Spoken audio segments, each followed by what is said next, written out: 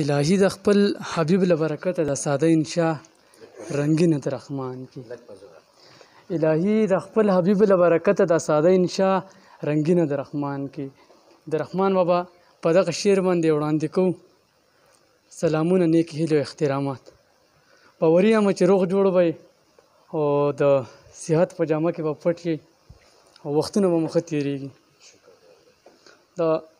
دا کوم تنظیم د ابتدا چې شوي ده د دې مین مقصد دا دی چې عالمانانو به هم خبره وکړه خو زه به خپله خبره دوباره بیا ریپیټ کړم چې زما د کمزوري فکر په رڼا کې د کمزوري فکر مطابق چې یوه اوښکه هم د چا په لیمه کې راټینګه شي که نه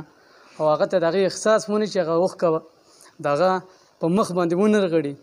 نو دا ډېره د کمال خبره ده او الله پاک په موږ له په دې باندې ډېر غټ اجر راکوي نو امید لرم چې د خپل وس او بس مطابق په دغه کې چې څه مو خدمت یې هغه به کوو نو خو موږ سره نور هسې هم څه نه نور څه نه شو کولی خو یو څه شعر ووایم او څه شعرونه څه روماني غوندې هم دي خو کله چا فکر ته بې نقصان رسي نو خفه کېږي د بلا ډېرو وزندارو نه درنه وخته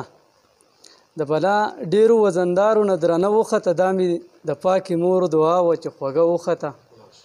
او د ټولې ورځې مزدوري یو روپۍ وخته د ټولې ورځې مزدوري یو روپۍ وخته کور ته مې یوړله نصیبه نو کوټه وخته او د هغه زلفو د ښکلا منظر سبل شانې و تیزه سیلیږي چې د سره لوپټه وخته او د ستا په تلو مې رخصان دومره وشو زما د ژوند د میوجاتو نه مزه وخته او زه د ظفر غوندې سلطان ومه نشه کې ومه چې د پیرنګ په دام کې راغلمه نشه وخته زه د ظفر غوندې سلطان ومه نشه کې ومه چې د پیرنګ په دام کې راغلمه نشه وخته او یو څو شعر به نور ووایم چې خالق ماته کړي اساني د ژوند لوړې لارې زما په مخ کې د پرتې دي ستړې ستړې لارې ما د مودونه په تیارو کې زندګي کړې ده ما د مودونه په تیارو کې زندګي کړې ده ما د مودونه دي لیدلې خړې خړې لارې هغه لیونۍ نن د کلي نه په زور وشړو د چا په سر چې بې آبادې شړې شړې لارې هغه لیونۍ نن د کلي نه په زور وشړو د چا په سر چې بې آبادې شړې شړې لارې دلته د امن غوندې لفظ معنی نه لري اوس دلته کې ټولې دي په سرو وینو ککړې لارې